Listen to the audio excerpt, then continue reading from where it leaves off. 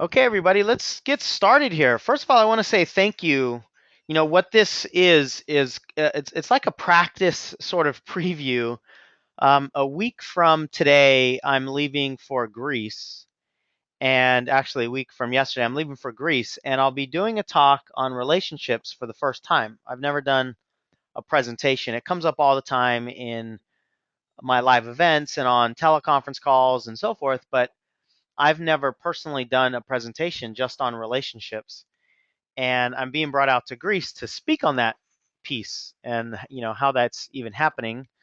Not sure. I'm totally grateful for it, but I thought I should probably not do this for the first time in Greece in front of a live foreign audience, and I think it's going to be live streamed all across the planet. So I thought, maybe I should kind of like run through it once or twice. Although that does actually totally go against how I do things, and many of you know me. But so what this is kind of a practice, to be honest, and but it's also a preview. It's content that I'm really, really passionate about. So I don't want in any way to make this sound like, oh well, this is something that I just have to do. This is some content that I'm so passionate about because I know how important it is to have solid relationships. Somebody told me when I was younger, when I was in high school, I don't remember if it was a motivational speaker, a teacher, mentor, I don't know who, but it stuck with me nevertheless. And they said, who you choose to marry will determine about 90% of your happiness in life. And I don't know why that stuck out to me. Obviously, I want to be happy in life. And it's just an area that I was never willing to settle on. I had all these limiting beliefs of I'm not good enough and I don't deserve success. But for whatever reason, those limiting beliefs did not control my relationships. I was not willing to settle on relationships, and I was only willing to even entertain the idea of getting into a relationship if it was, perfect. And for a long time in my life, I thought I'm probably setting the bar way too high. I had two girlfriends in my entire life. One lasted 3 days, and I married the second one. And many of you know Sybil, and we're celebrating our 15th anniversary here in a few weeks. That's part of the celebration that we'll be doing in Greece because she's going with me. And so I know that it's incredibly important to be fulfilled in your most intimate relationships, because when there's drama there, when there's disconnect, when there's just a lack of fulfillment in your internal relationships, nothing externally can really make up for that. And unfortunately, a lot of people try to make up for it with success or, whatever other kind of coping mechanisms they choose. But the reality is, fulfillment is hugely determined by your inner core of relationships. Now, that does not necessarily mean you have to be married to be fulfilled or to be happy or to make your life mean anything, but you've got to have solid inner circle relationships in order to be happy, in my opinion. And so a lot of the things that I say now, this whole presentation is going to be romantic relationships because that's what I'm being brought out to Greece to talk about. But you can pull off some of these things, and a lot of it's going to apply to any connected relationship, whatsoever. So anyway, thank you. I didn't send this invitation out to everybody on my list. I wasn't trying to get a huge number of people on this webinar. I just sent it out on Facebook actually. So I really appreciate all of you that did show up, and I'll stick around afterwards to answer any questions that you may have and so forth. But let's get into the content. And honestly, I'm just going to riff a little bit. I have no notes. I mean, I've got slides that I spent quite a bit of time on some of the transitions. I'm quite proud of myself and some of the things that you're about to see. I got, just the perfectionist came out. It's like, oh, what can I do with this? And I started to play and actually added some transitions about 8 minutes ago. Some things that I was just tinkering and toying with. But I want to just kind of go through the content and honestly just kind of see what comes out of me as I think about relationships. So here we are. Better Life Day. That's what this event in Greece is all about. There's 8 speakers coming in, and if I get the permission and if they are going to live stream it, then I will send out the live stream information to all of you so that you can watch. It's quite a time difference, so I don't know what that'll mean like, what that'll mean over here, but you can watch live not only myself but 7 other speakers really just talking about how to have a better life. There are people talking about all kinds of different content and mind your relationships. So here's what my content is. It's the 6 steps to enrich your romantic relationships overnight, because I think a lot of these changes can absolutely happen very quickly. And let me give you a short background on how this content even came up. Sybil and I go to conferences all the time. And I think if you're serious about personal development and working on yourself, you must do that. You must constantly get yourself out of your normal environments, go to seminars, go to workshops, mingle with people who are on the same path as you and so forth. You just got to do that. I've never met anybody, honestly, who has made any sort of real significant wholesale changes in their life without doing something like drastic, I mean, going to seminars and hiring coaches and so forth. So anyway, Sybil and I are in that environment all the time, and we have an amazing relationship. I've never been mad at her once. We've never gotten into an argument once. We've been together 18 years. We'll be 15 years married on June 14th.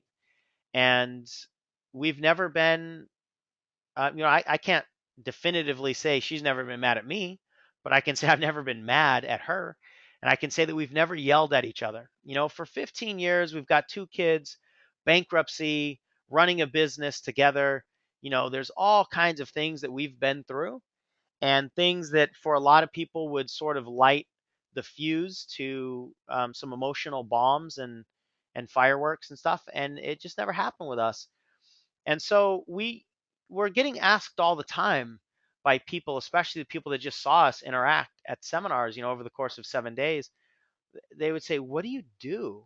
I mean, Jack Canfield, many of you know Jack, and um, he's even made comments, in front of the seminar rooms, like, "Man, these guys talking about me and Sybil. I mean, these guys, they get it. Like that's what this work is about. It's about coming together as a couple." And most of them see us with our kids, and I'm not trying to toot my own horn here, but what I'm saying is that the work that Sybil and I have done on ourselves personally has absolutely transformed our relationship and our family. We are raising 2 children with the awareness that we just wish we had when we were little. And these kids are learning about how to change their head talk and how to control their emotions and why people do the things that they do and so forth. So we've just really intentionally brought it into our family, and it's made a huge difference in everything. 7 years ago I would have said my relationship with Sybil couldn't have gotten better, because we were happy, we were in love, we didn't argue, we're passionate, and I didn't know the depths that I was missing out on until we started to do some of this work internally. And it's just brought our connection so much closer. And one of the challenges in personal development is when one person works on themselves and the other person doesn't. And that can be really tough.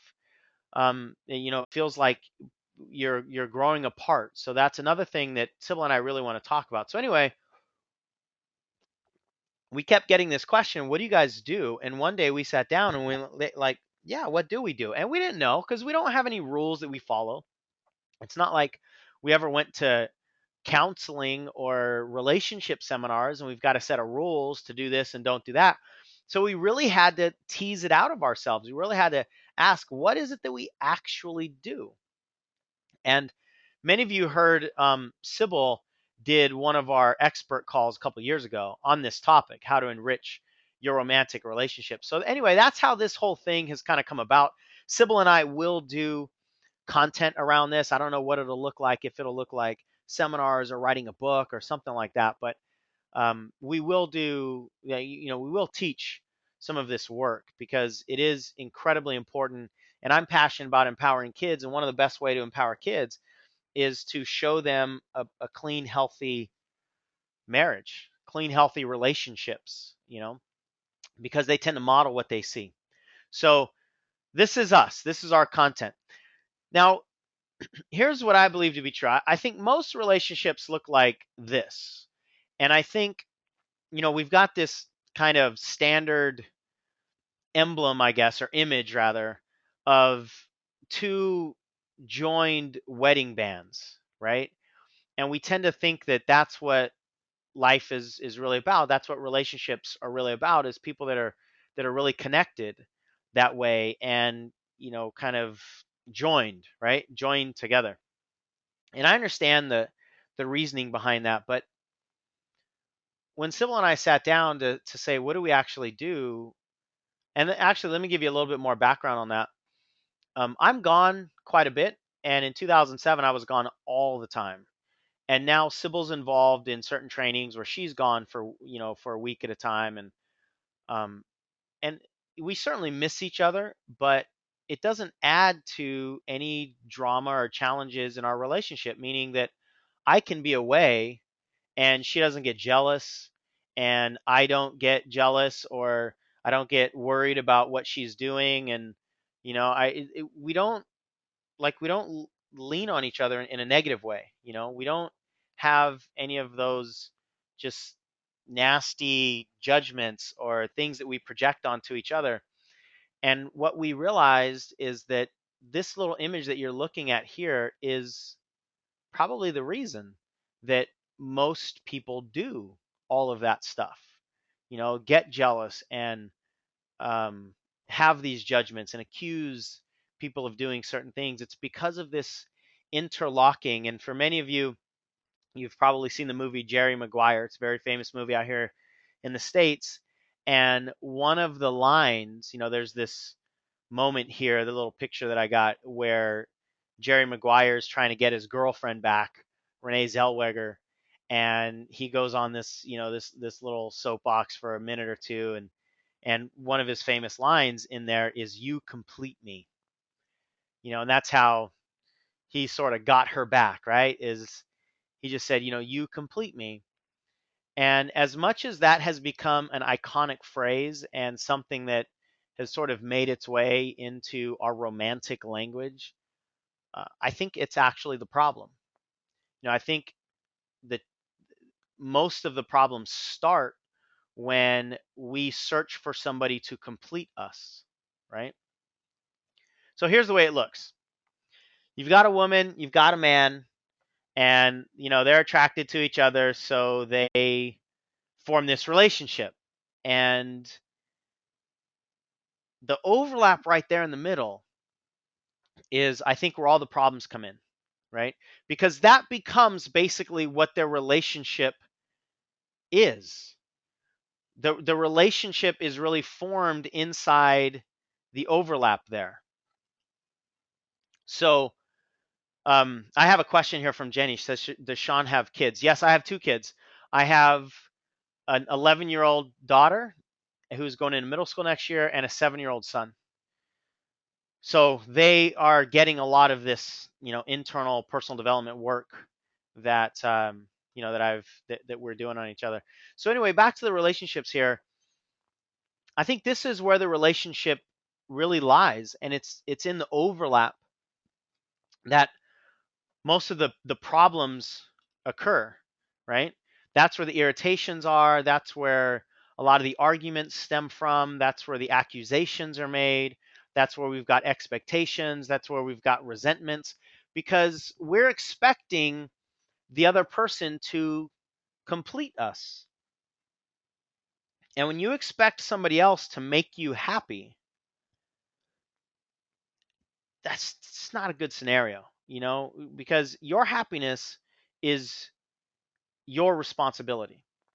Now, I'm not saying that relationships can't amplify your happiness, because they absolutely can. But another person's job is not to make you happy. So when we put that responsibility on somebody else to make us happy, then naturally there are expectations that get laid. We expect them to do certain things. We expect them to know how we feel. We expect them to know what we want. We expect them to sacrifice. We expect.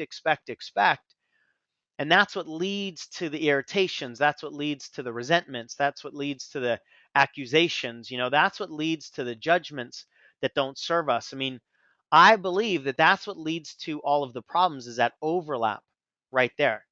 Because if you take that relationship away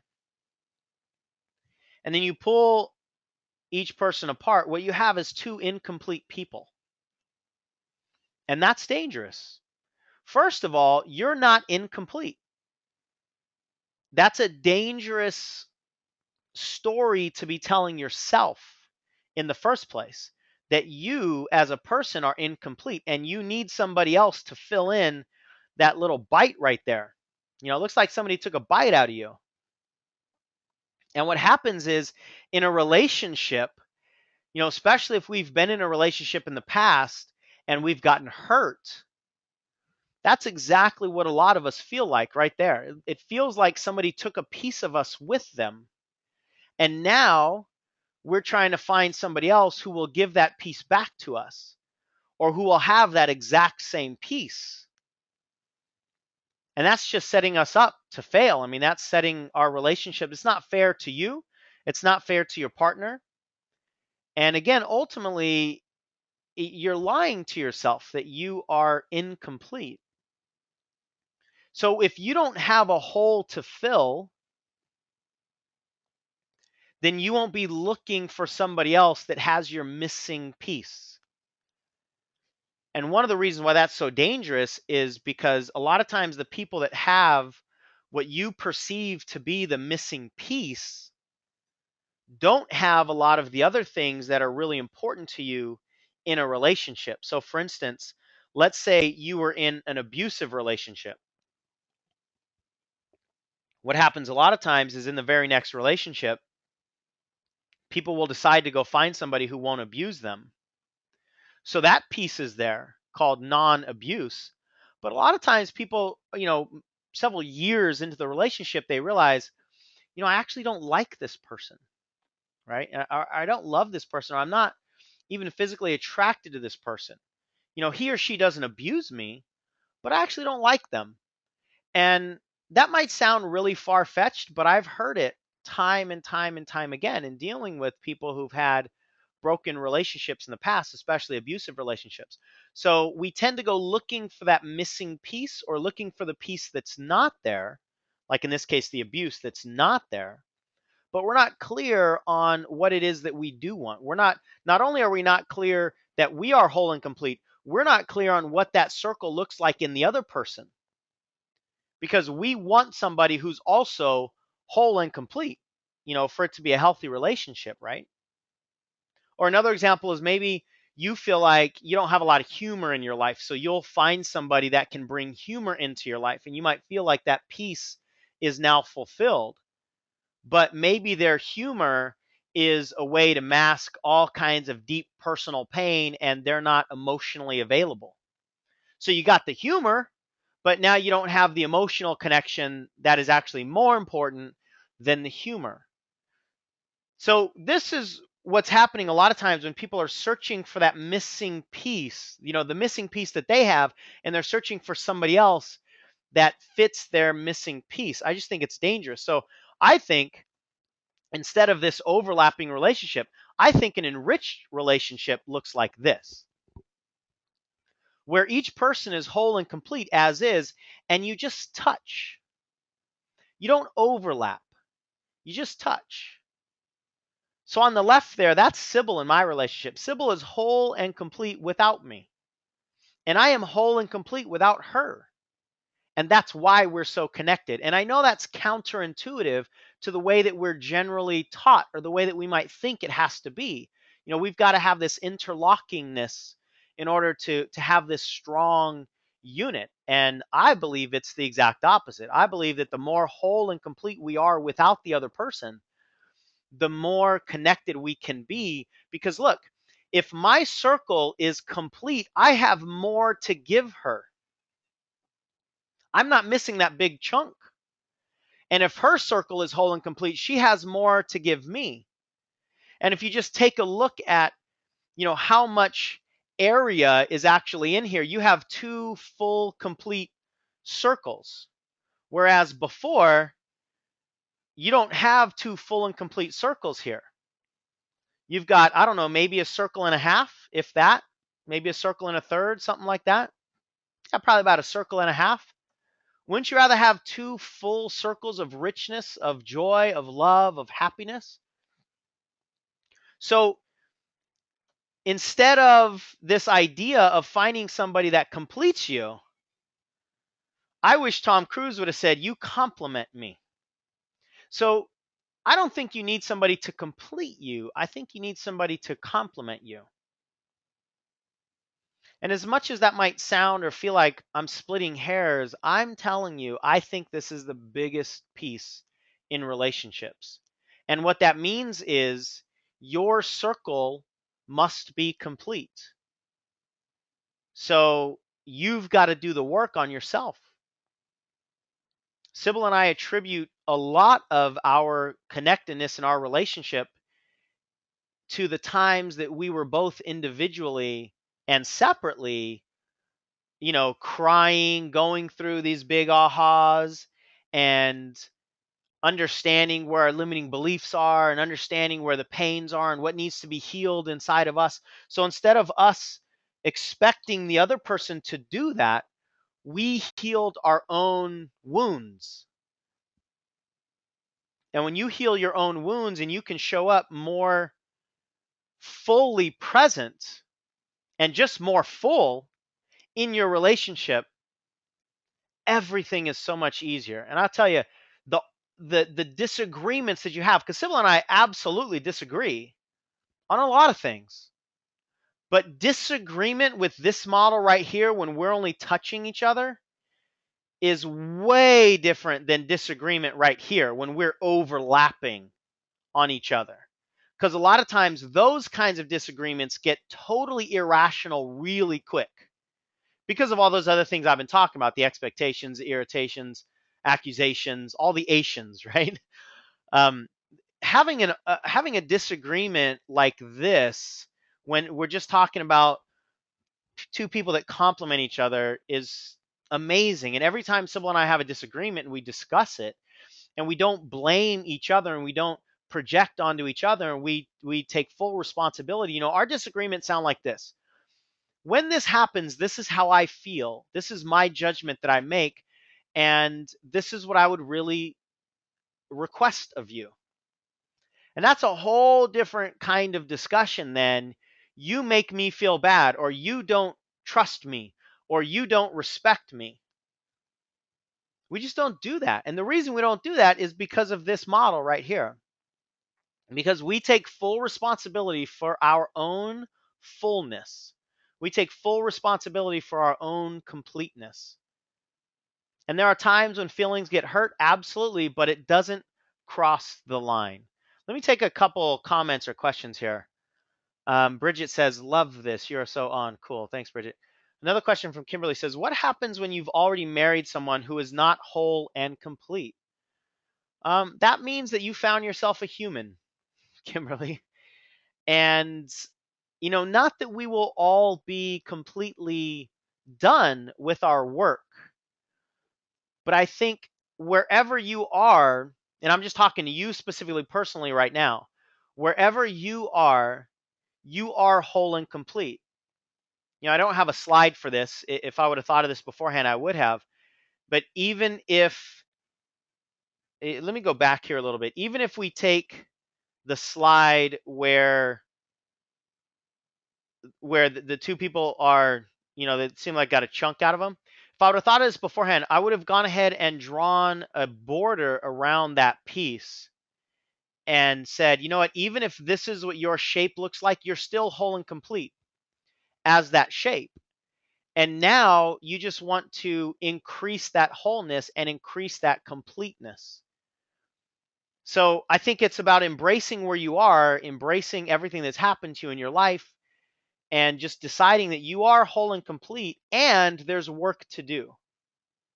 So I'm not saying that you are pretending that you don't have pains and pretending that you don't have wounds, but I'm saying that you can just take inventory and say, you know what, I'm whole and complete right now, and I've got to do more work on myself to increase my wholeness and to increase my completeness. So I think that's the first thing for you, is to own your own wholeness and completeness. Now, if you've married somebody who doesn't seem like they are whole and complete, and I'll tell you, most men probably are not, because we're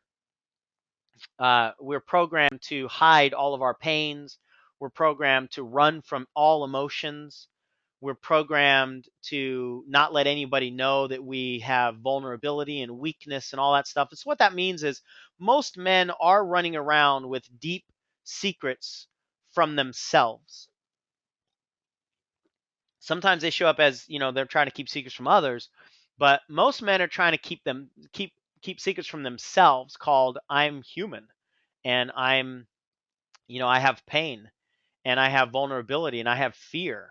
So men are programmed to shove that stuff down, to sweep it under the rug and not let anybody know about it. And what that means is a lot of men, most men in my experience, are are walking around with these wounds that they're trying to make up for. And a lot of times they try to make up for it from an ego perspective. They try to make up for it from a macho, how can I control, how can I be strong perspective. And that's the exact opposite of what they need to do. But that's the way that we're programmed as men. So for you, I think the best you can do, and obviously, I can't give you relationship advice without knowing a lot more, but I think you can hold the space for him to do this work on himself, whatever that means. Sometimes it means just you doing work on yourself and sharing that with him, but not lecturing him, not telling him that he needs to go do this work as well. But holding that space open for him to embrace himself. And if you know that he's really having a hard time embracing himself, let's say, then you can work that into your conversations. You can try to make sure that he knows that you feel he's whole and complete as is, and you're there to support him and, whatever this transformation is for him and so forth. And I mean, there's so many variables here, obviously, with any kind of relationship, but at a real chunked up level, I think you can do that and hold that space open for him. On another end of the spectrum, it might be there might be a point in time where you have to ask yourself, is this relationship serving both of you anymore? And I'm not, this Pollyanna guy who thinks that all relationships are good relationships. I mean, I was a probation officer for a while, and I think a lot of the things that led a lot of the kids that I saw into crime was turmoil in the home. And I myself had a pretty tumultuous upbringing with my parents at each other's throat all the time. And they didn't split up until I was 18 years old. And I wish they would have done it when I was 8. It would have saved my sister and I a lot of heartache and a lot of yelling and a lot of screaming and all that sort of stuff. So that's just my personal opinion, that I don't think all relationships need to stand the test of time. I think people can grow, especially the longer you go in a relationship. So um, that's just me. I'm not that guy that says you have to stay in, stick it out no matter what. If you do believe that, just at a big chunked up level, that's just one of your beliefs that all relationships should last, then that's great. You can fight for it. Or if you just believe that you want to fight for your relationship, then that's great too. Um, and if you know that you're in it for the bigger game and you are going to fight for it, then it'll take a lot of the energy off of some of the other challenges, some of the other shortcomings that the other person might have and so forth, right? So that's my take on that. And again, that could be a longer, 2-hour answer with all the different variables. But, and I know you said accepting yourself as is, but wanting to be better. Yes, that's it. Accepting yourself as is. Because if you don't accept yourself as is, you can't get better. We can't change anything that we haven't first embraced. And I think most of us are not embracing who we are because we want to be better. But in reality, we have to embrace who we are so that we can get better. So yeah, that's exactly what I'm talking about.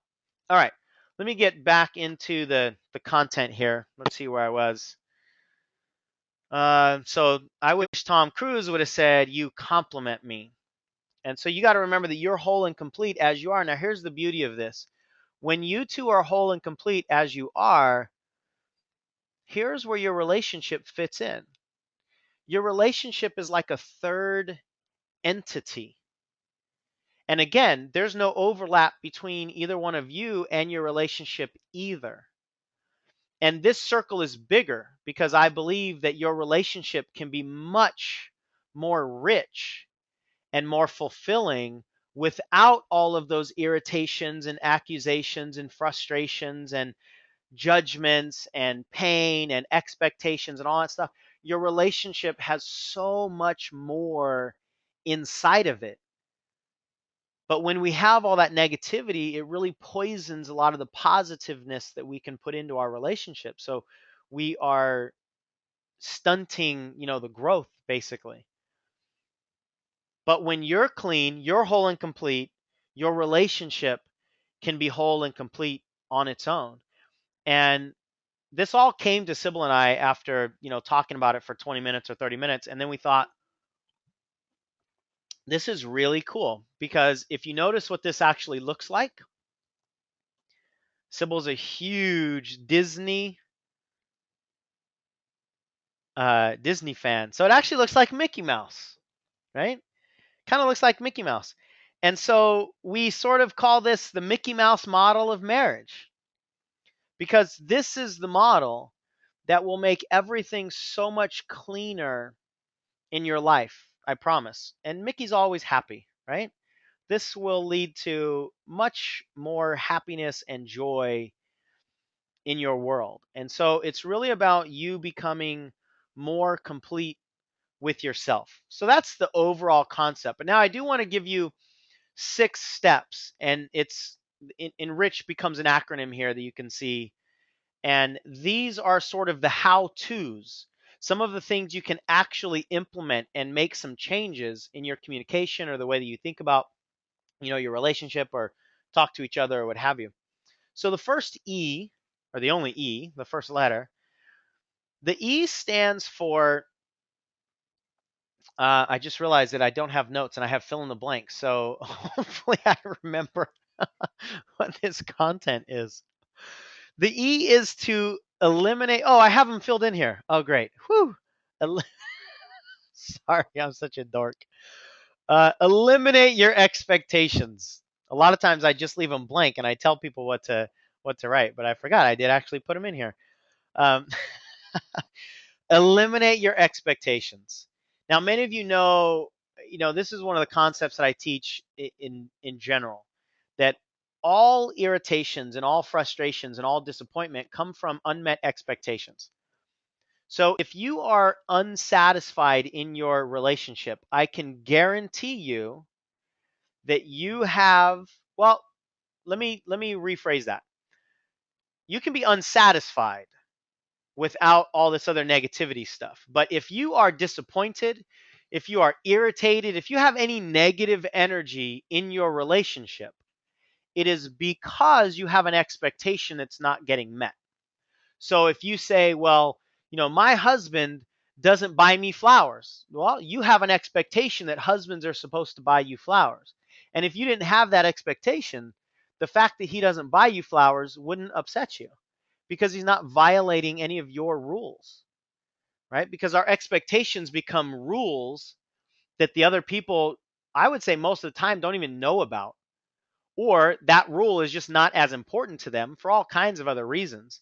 And then it's easy to get hung up on, well, it should be important to them, and this is just common courtesy, and this is the way relationships work, and blah, blah, blah. None of that serves you. Fighting for the rules of what's right and wrong doesn't serve you.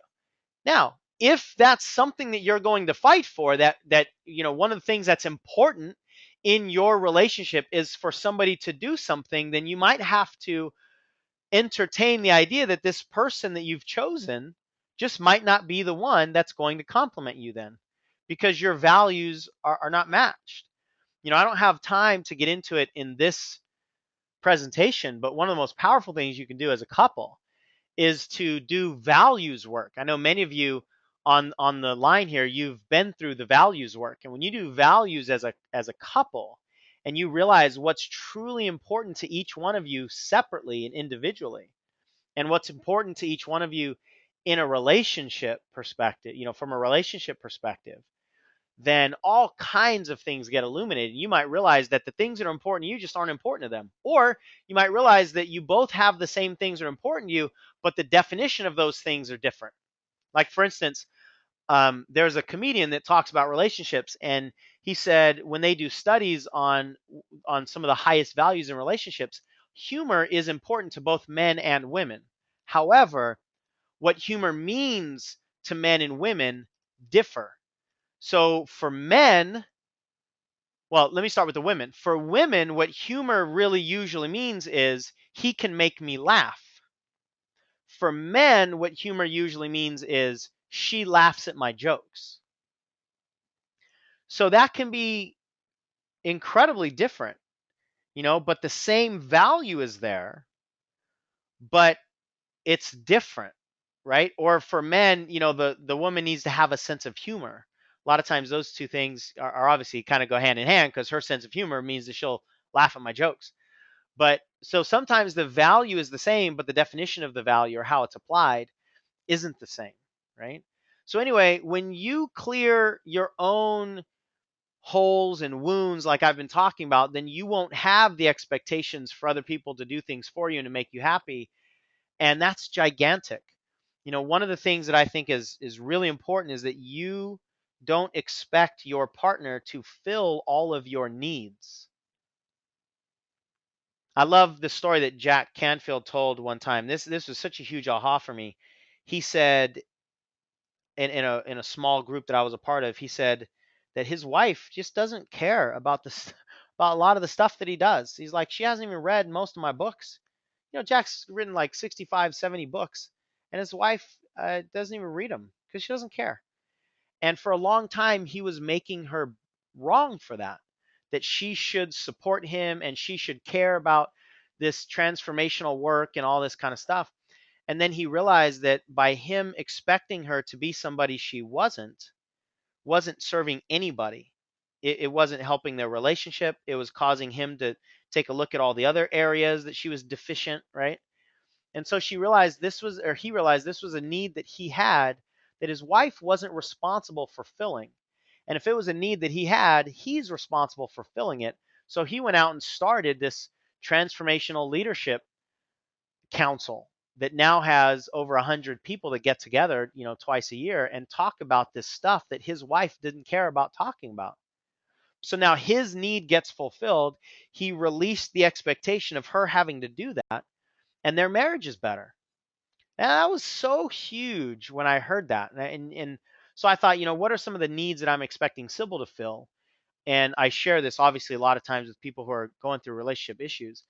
But that's gigantic. What are the needs that you have? And if your partner's not filling them, that's not their responsibility. That's your responsibility. And sometimes that's going to be a deal breaking responsibility, right? Or need, rather. That's going to be a deal breaking need. If they're not interested in that, then you need to take a look at, is this a relationship that's going to serve you? Next piece here, well, it's underneath this. This will really help in getting rid of your expectations, is to learn your partner's love language. I know many of you have heard of a book called The Five Love Languages by Dr. Gary Chapman. I would highly suggest you read that book. It's incredibly illuminating. And it talks about how we basically have 5 different love languages. And most of the time, people are attracted to somebody else with a different love language. It's just that old uh, idea that opposites attract. It's actually quite rare that people marry somebody with the same love language. I mean, first of all, there's 5 of them. So it doesn't go exactly. It's not like 20% of the people have each one of these love languages, but inherently, most people don't have the love language that you have. So, I mean, just by pure percentages, you're probably going to get with somebody who has a different love language. And when you have that awareness that what they think love is different than what you think love is, and what they want to feel loved or to feel appreciated is different than what you want to feel loved and appreciated, it's gigantic. So back to this idea of having, your husband buy you flowers, that is, I think it's called gifts. To be honest, I don't remember each 5 of the love languages. I know acts of service is one of them. Personal touch is one of them. Quality time is one of them. I think gifts is another one, or I don't know if that's the exact wording, but um, so if somebody needs to get a gift to feel appreciated, but somebody else needs physical touch to feel appreciated, that's going to be challenging unless you understand what your partner really wants. So instead of me trying to explain all of these love languages, just get the book. Get it on audiobook or just go buy it, or go to his website. I think it's just called the5lovelanguages.com or something like that. It'll be easy to find. But it's the 5 Love Languages by Dr. Gary Chapman. I think it'll add so much to your awareness and understanding of the other person. And in doing that, the expectations will fall away just naturally. A lot of that stuff you don't have to work on when you work on yourself. The N in enrich your relationship stands for nurture the needs of the other person. As much as I just said that their needs or your needs are not theirs to fill, and their needs are not yours to fill, that also doesn't mean to not pay attention to them. You know, it's not your responsibility to do it, but it's a damn good idea, right? So if you know that they have physical touch, let's say, as a need to feel appreciated, then you might need to go out of your way to give them that physical touch. And that doesn't necessarily mean passion or a lot of sex or any of that.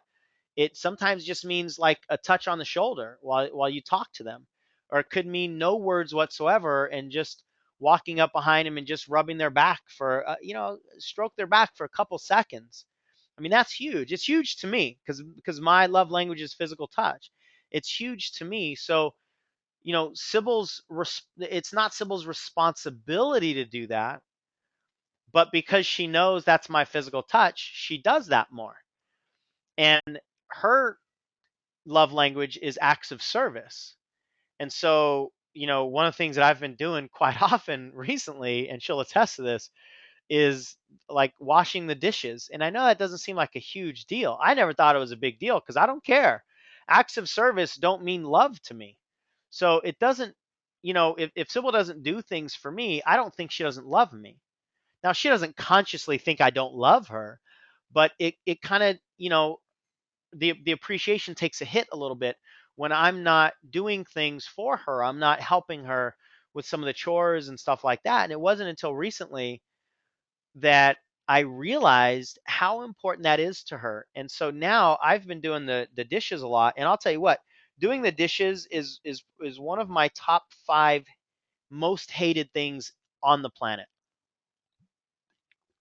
I absolutely hate doing the dishes for the sake of doing the dishes. But I don't mind doing the dishes when I know that it's an act of service for Sybil. So it takes a lot of that energy off, and we just stay connected more, and she appreciates it more, right? It's just a lot cleaner. So I'm not saying you're responsible for their needs, but get to know them and do what you can to nurture them.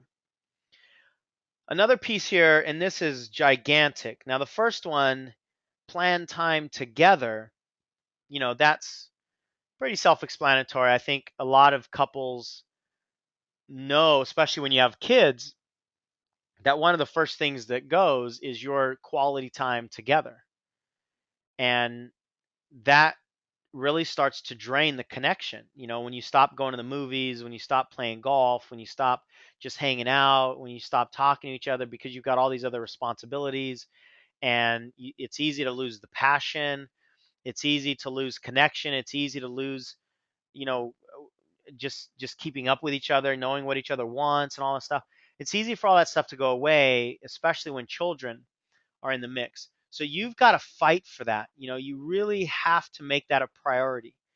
And one of the things that's really important is for you to still go on dates. Go on dates with each other, and go on dates with your children. Go on dates with your kids individually. If you have more than one child, it's important to spend time with each child individually, because each child really needs to know that they are important individually. So plan dates where you can just give quality time to each individual person within your family or whoever you want to maintain a connection with, intentionally do that. Put it in your calendar. Create a date time. Make it important to do that. And one of the people that you really have to spend quality time with is yourself also. So plan time apart. Allow each other to go off and do the things that are important to each one of them individually. I hear a lot of wives get irritated because their husbands want to go out and play poker, and poker is so stupid. And why do they just want to go out and just play with the boys? And we have so many things to do around the house and all this stuff. Well, it's important because it's important. Because he was probably playing poker before he ever met you, and because that's just a guy thing to do, and it's important. And I hear men getting all irritated for different reasons, but same concept of their wives. They just want to go off and play bunco and bingo, and why they got to do this stuff? It's so stupid. We have things to do around here. Why don't you get to work? Well, it's important because it's important. That's why. And it's really critical that we allow people to do the things that will make them happy. If you go back to that model of each person being whole and complete, if you don't allow your partner to do the things that will increase their wholeness and completeness, then you're sabotaging your own relationship and you're kind of stunting their growth or evolution or happiness. So there are certain things that people just like to do. Let them like to do those, because the whole relationship will benefit. I promise you. So intentionally nurture everybody's needs as much as you possibly can. All right, the next piece here, the R stands for respect and responsibility. Now, respect is a big hot button to me. I think too many people's lives are controlled by their idea of what respect is. And most people can't clearly define what respect is without using respect in the definition. It's like you just respect people's, you know, needs, or you just have common courtesy. Respect is an opinion. I've never seen a definition of respect, or even more than that, a connotation of respect that is universally acceptable. Meaning that what one person thinks respect is does not necessarily equal the same thing that another person thinks respect is. Respect is incredibly vague, but people have so much negative energy on it. So when people think they're being disrespected, the worst comes out of them. That's when so much of the anger comes out, the pain. We project things onto other people, and it's all about disrespect way too often. So I would suggest actually that you take the word respect out of your language. I mean, especially the way that we generally hold on to it. Like, you don't respect me.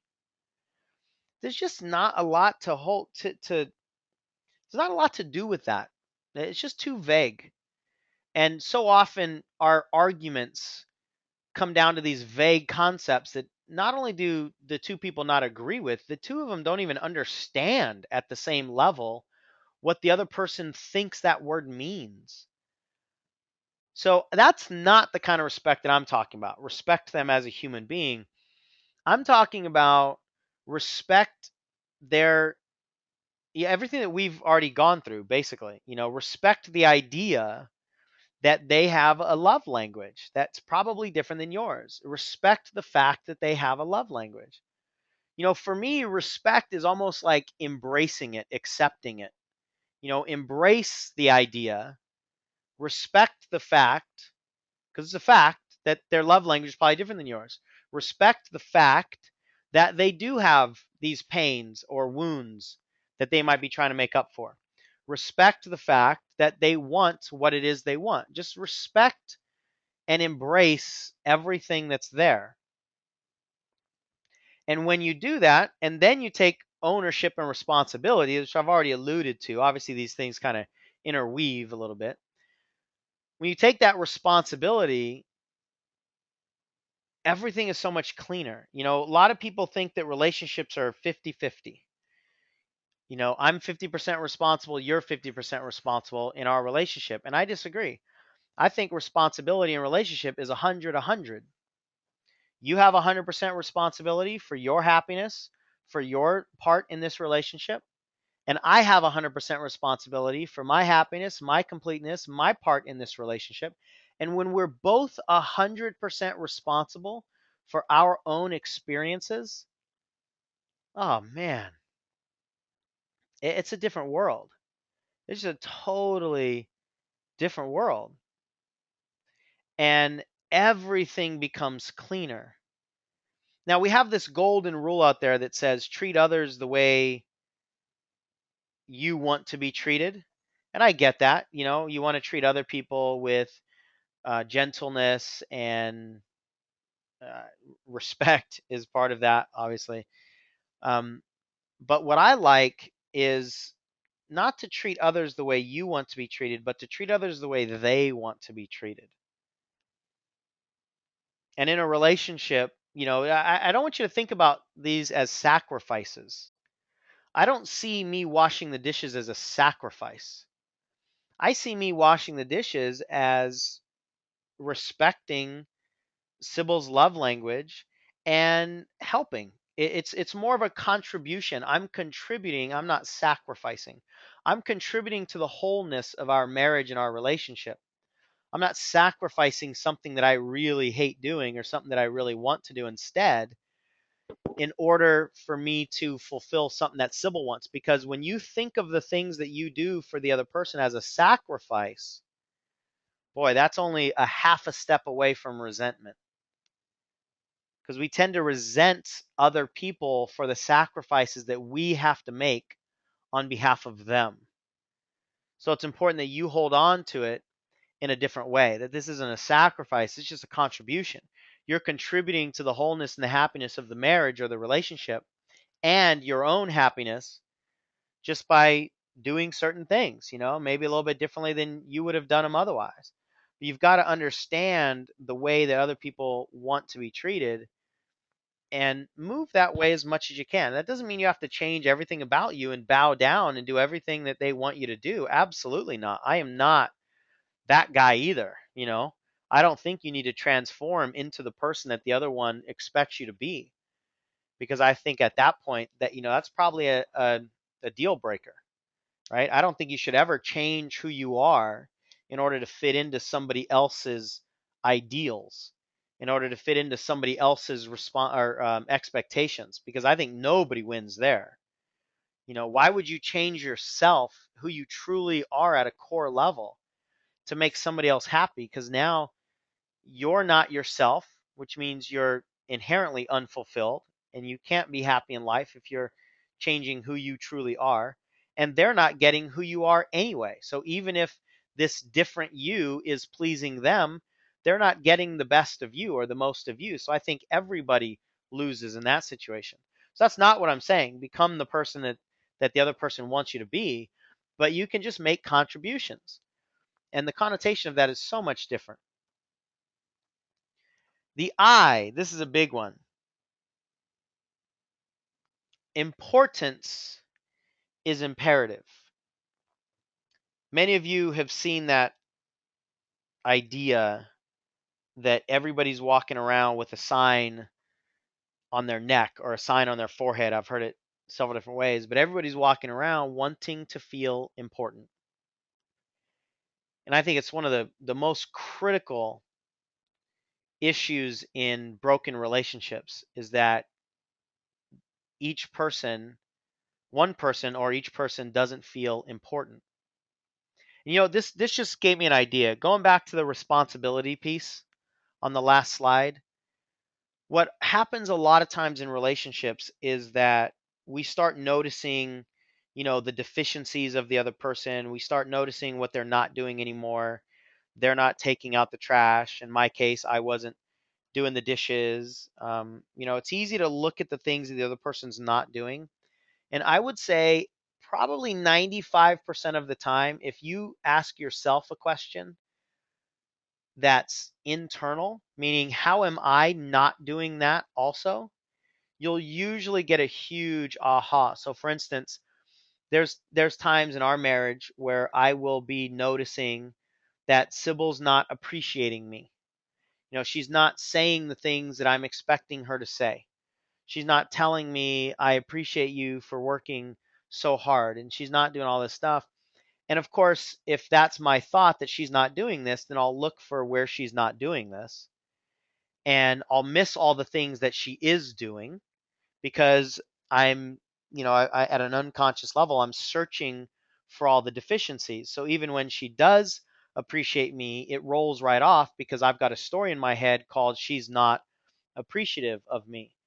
And what I've found is that every time, if I stop that story, it's always a ridiculous story. If I stop it and I ask myself, am I appreciating her? The answer is always no, always. So, whatever it is that we're looking for the other person to do, I would say at least 9 times out of 10, we've stopped doing that ourselves also. So, the answer is not try to find a way for them to appreciate you. The answer is you appreciate them. If you feel like you're not important, the answer is not to expect the other person to make you feel important. The answer is to you make them feel important.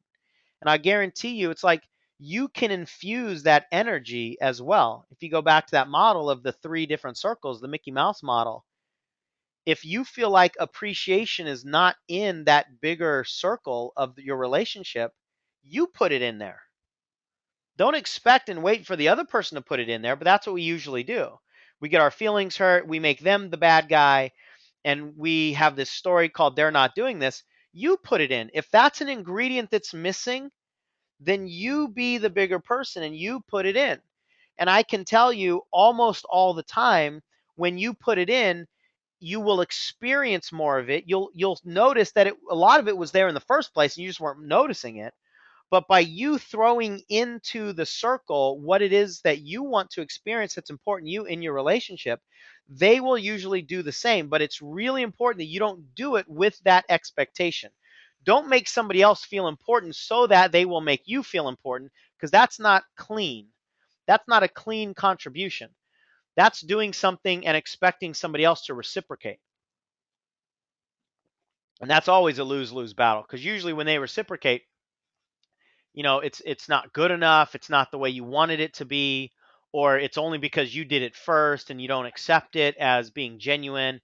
So if something's missing in your relationship, you be the one that puts it in there, and I guarantee you it changes the game. So importance here, and that's a related point that I was just talking about, and I want to give you 5 ingredients of importance. These are 5 things that we all are wanting, and these 5 things are what we wanted as children. I think these are things that all kids want, and we're all still big kids now anyway. So these are the 5 pieces that I think make up importance. And so my suggestion is that you add these ingredients into your relationship as much as you can. Acknowledgement is one of them. Just simply acknowledge. You know, Sybil and I are so much better at that now, where we're just saying, "Hey, thanks. Thanks for all you do. Thanks for my thanks to her is thanks for getting the kids to school all the time, and thanks for being such a good mom to them, and thanks for making sure they have lunches. Thanks for those things that you do." And quite often she takes those things for granted that she does, and I take those things for granted, and it just starts to fester when those things are taken for granted. So I acknowledge that, and she acknowledges me. Thanks for doing all the work. Thanks for doing the dishes. Thanks for doing a lot of the responsibilities when I was doing this fundraiser stuff, and it goes a long way. So these acknowledgments don't have to be earth breaking. They don't have to be, you don't have to wait for somebody to win a Nobel Prize to acknowledge them. It could just be acknowledgement for showing up in the relationship. Thank you for, I just want to acknowledge you for having the guts to tell me what was on your mind, and I know that wasn't easy to do, and I know it led to an argument, or I know it led to a communication, a painful communication or whatever, but I just want to acknowledge you for doing that. Everybody has things that can be acknowledged. So the more you acknowledge somebody, the more fulfilled that they will feel. Another one is affection, especially in romantic relationships, obviously. Just show affection. Now, affection might be different for different people, but that's really important. In romantic relationships, people really want to feel desirable. People want to feel wanted. And one of the ways to make people feel wanted is by showing your affection. And again, the longer the relationship goes, um, the easier it is for this piece to go away, because you don't have that, the lust a lot of times anymore that you did in the very beginning.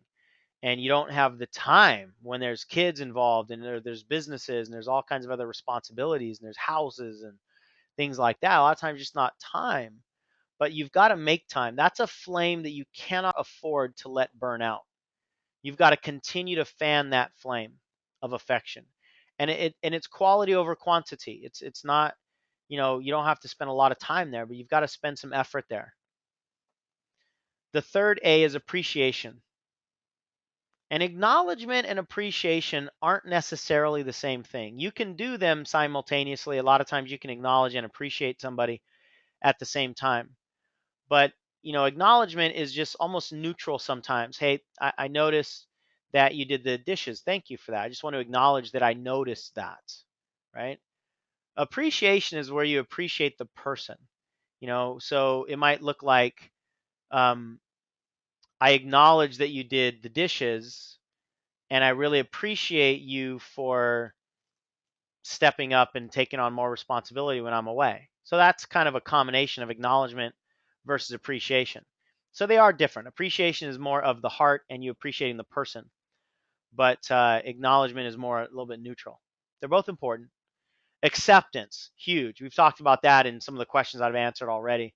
Got to accept who they are, accept who you are, accept the relationship for where it is.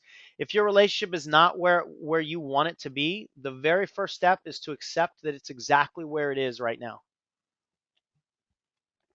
If you've hurt each other's feelings, you've got to accept the fact that that's just a part of your relationship. Because pretending that it's not there won't make it go away. Pretending that things are not there is never a good strategy. If something's there, the best strategy is to accept that it's there. Now, accept does not mean resignation. That doesn't mean don't do anything about it. But you can't do anything about it until you first accept the existence of it. So I accept the fact that we've got pain in our relationship in the past, and I want to fix that.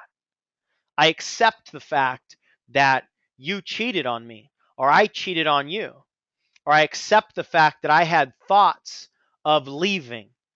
Listen, if that's reality, own it. Accept it first, then change it. Now, you can't change things that happened, but you can change the way you're holding on to the things that happen. You can change the way that you focus. You can change what you decide is more important than any of the things that have happened in the past, right? So, but you can't do any of that without fully accepting it. As soon as you fully embrace and accept everything that is, it has almost no power on you. At the very least, it has less power on you. And then the last thing is attention. People are craving for attention. And nowadays, when we have smartphones and we have, all the emails, we've got so much distraction. What happens is a lot of times people don't feel important because one of their partners not paying attention to them. So go out of your way to pay attention to your partner. All right, the C in Enrich stands for conscious conversations. And what that means is sometimes you have to talk about things that are bubbling below the surface. You've got to talk about your irritations. You've got to talk about your judgments. You've got to talk about the things that need to be talked about. Because if those conversations are not talked about, then they're just going to fester below the surface, right? And that's never a good situation. So a lot of times people want to avoid those critical, crucial, and I want to say conscious conversations, because I think it is a a step of consciousness to have those conversations. A lot of times people want to avoid that because they feel like it's going to be painful, but it's much less painful than dealing with the pain that's already in the marriage or the relationship because the conversation are not being had. And quite often the things that the other person wants, you don't know about because you haven't asked them what they want. You think you know what they want, but you haven't asked, especially in longer relationships. Take the time to have those conversations. Be willing to own your role in all of your upsets because all your upsets are yours. But have those conversations. Every time Sybil and I have one of these conscious conversations, sometimes they last 2 hours, 3 hours. And sometimes they're really painful concepts. They're really painful things that we're talking about. Like, when you do this, I don't feel important. And almost all the time we're both kind of doing the same thing to make the other person not feel important, right? But every single time we have one of those conversations, we get closer. We get more connected. We clear the air, we clear the space around what's going on, and anytime you clear that space, what's underneath there, the love and the passion and the connection and the desire has room to breathe again. So every time we clear the space by having these conversations and that irritation dissolves, we feel more connected. We feel more passion. We feel more, love. I mean, we just feel better. We just feel way more connected. So that's the way to create more connections or more connectedness, is to be willing to have those conversations that might feel like you risk disconnect. Now, this piece right here is so gigantic, and this is an hour call on itself, but there are two styles of conversation, and one style is literal and the other style is implied. And again, this is just an awareness piece. You just have to know that some people will say something and that's all they mean. They don't mean anything other than the words that come out of their mouth because they are literal communicators. And other people are implied communicators. They say something and expect something else. It's like they say certain words, but they imply something else. They imply a different message, right? And the easiest example I think to really get this is, if a literal communicator is thirsty and wants the partner to get them a drink of water, they'll say, "I'm really thirsty, would you get me a drink of water, please? Would you get me a glass of water?" Very clean, very literal. The implied communicator will quite often say, "Man, I sure am thirsty," and that's it, period. And they expect the other person to go get them water because what they implied is, "Will you solve my thirst?" Right? Now, I'm not saying either one is better than the other. Not one of them's not right and the other's not wrong. It's just that's the way it is. We just tend to have two different styles of communication.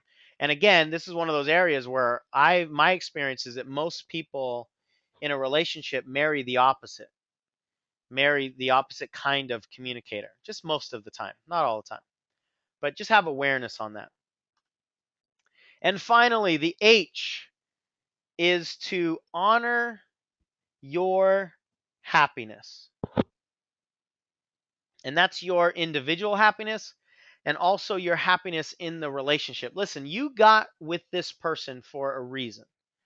There was a spark at some point in time, no matter how distant that feels now. There was a spark, and there was a reason that this relationship made you happy. It's important for you to honor that. And it's also important for you to honor your own individual happiness. If happiness is more important than almost everything else, life gets so much easier. Relationships get so much easier. One of the reasons that Sybil and I have never argued is that we've never found anything that's more important than our happiness. Whether it's like a philosophical thing, some kind of moral disagreement because she grew up one way and I grew up another way, or whether it is a way to raise our kids, or whatever it is. We've never found anything that's more important than our happiness. Now, if the day comes that I do find something that I am willing to fight more for than my happiness with Sybil, I'm sure I will create an argument, because this is more important than my happiness. But I haven't found that yet. And after 18 years, I think just about everything has come up. So until that happens, we won't argue. Like, what's the point? What's the point to sacrifice your happiness in order to be right, in order to win? And so often these arguments are about winning. So a question that I think is so powerful, many of you have heard this before, but a lot of us don't use it, is, would you rather be right or would you rather be happy? Whichever one you are more committed to will probably dictate your happiness in relationships. If you're more committed to being right, whether it's about being right about your beliefs about how the world works or what people should do, or that men are all pigs and liars, or that women can't be trusted, or whatever, if you're more committed to being right about your beliefs, you won't have happy relationships. Because at some point in time, a happy relationship will challenge something that you believe in. And then you got to choose. And what most people are doing is they're unconsciously choosing their ego and being right over their happiness. And in my opinion, there's just not very many things that are more important than happiness. I mean, what's the point? Many of you know my story. I almost died when I was 13 years old, and I've lived my whole life realizing that I can go at any second. I have no idea when my last breath is going to be. And my parents have both died in the last 2.5 years. And so it brought me face to face with my mortality again in watching my parents die and the decisions that they made that led to some of the health issues and all that kind of stuff. It's like, you know what? I don't know how long I have. Here's a question that I ask a lot in my seminars. If you only had 7 days to live, if you knew that 7 days from now you would die, how would you live your life differently? And what the responses are that I usually get are, I would bury the hatchet with my mom. I would call my sister. I would go take that trip that I've been putting off for so long. I would spend time with my kids. I would ask my dad to tell me stories about the war. I would, ask my mom what she used to do when she was young. I would ask them for their advice. I would write a book. I would do all these things. None of them are I would go make more money, or I would do all the stuff that, that people are stressed out about now. They're always like these fulfillment things that people would do.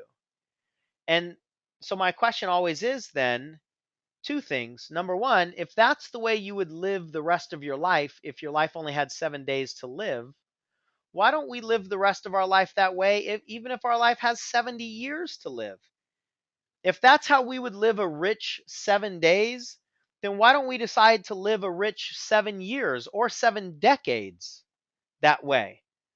If that's what would make us truly happy, then why don't we get on it? And then my other question is, how do we know that we even have 7 days?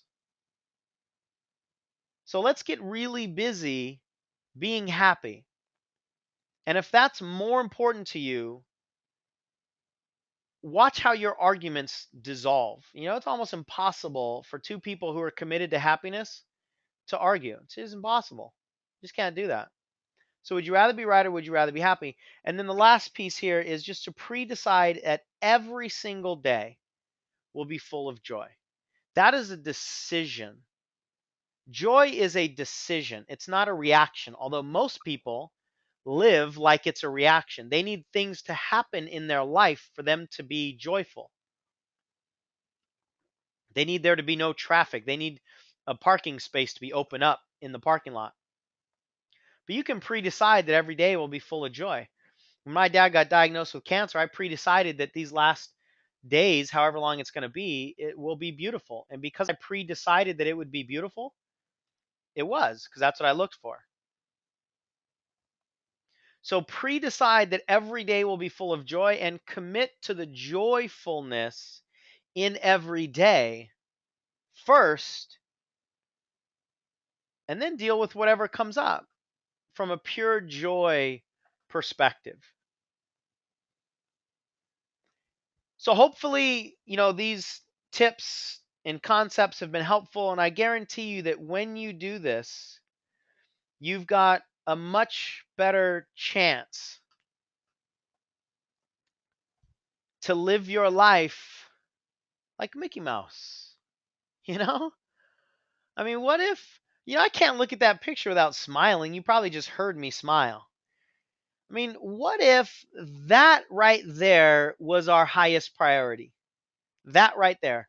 Having that level of joy, a mouth opening smile, a smile that has so much richness and energy in it, you can't even keep your lips together.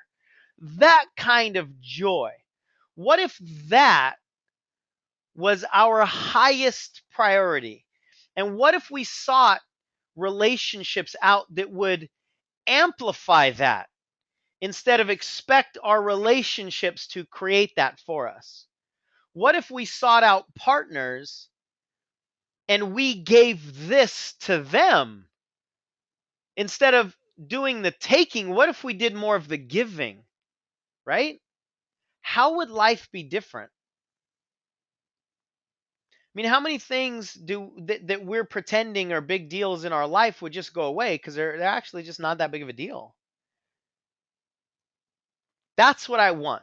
That's what I wish for each and every one of us, for each and every one of you.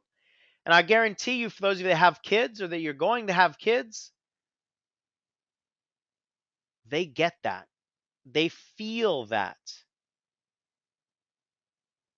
And they are watching the show a lot more than they are listening to the lecture. You can do a lot more to empower your kids and teach them what a relationship should be like by showing them what a relationship should be like, rather than tolerating an unfulfilling relationship and then telling them that they deserve more in their life. How are they going to know what more even looks like if you don't show them? So I believe every single one of our relationships can be amplified right now. If you decide that it's a broken relationship, then that's your decision. But this is more about living a happy, a truly joyful life and bringing that into your relationships, not expecting your relationships to create the joy in your life, because you are not broken, you are not incomplete, and you don't need anybody else to complete you. This is who you are. You're happy. This is how you were created to live and experience this life. And we've all had things happen to us that are painful. But that doesn't mean we can't still live in joy despite the things that have happened to us. So your joy should not be conditional upon your outside circumstances. Your joy should be non negotiable. It's a pre-decision that you have. Live your life like Mickey Mouse. Just watch how much easier relationships are. So that's what I got. I've got a couple comments or questions here. Look forward to the recording. Yeah, I'll send a recording out on this. Here's a question. How do you handle someone who feels that he's only happy if he's right? Well, send them the recording. Send them this recording.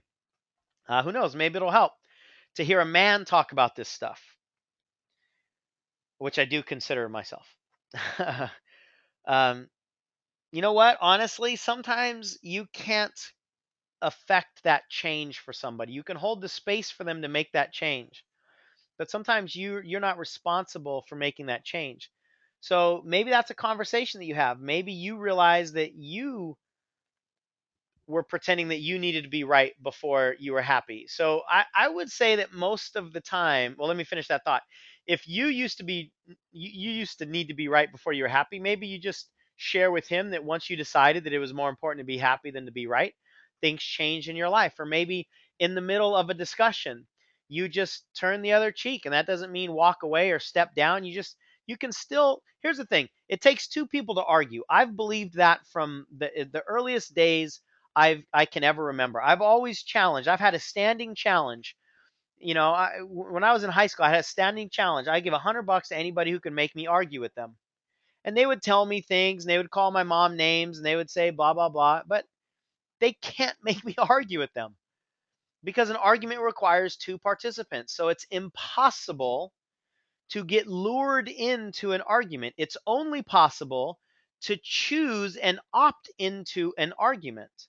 You never have to argue with anybody. I don't care what they say, what they do. Your argument is your choice.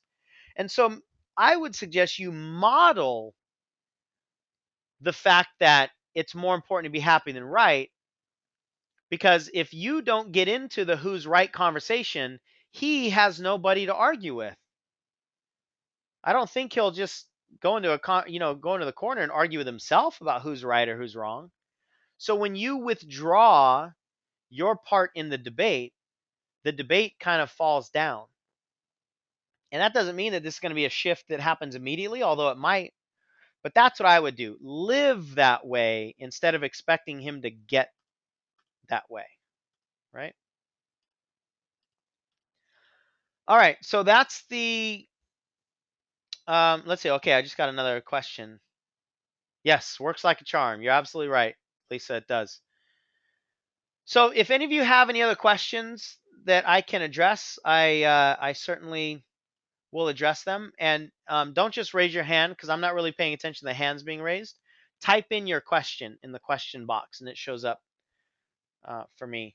And if you have any feedback on any of this content that you think could be explained better, or you think there were any holes, any loose ends that I didn't tie up, that's what I would love to hear, especially going into my talk next week in Greece.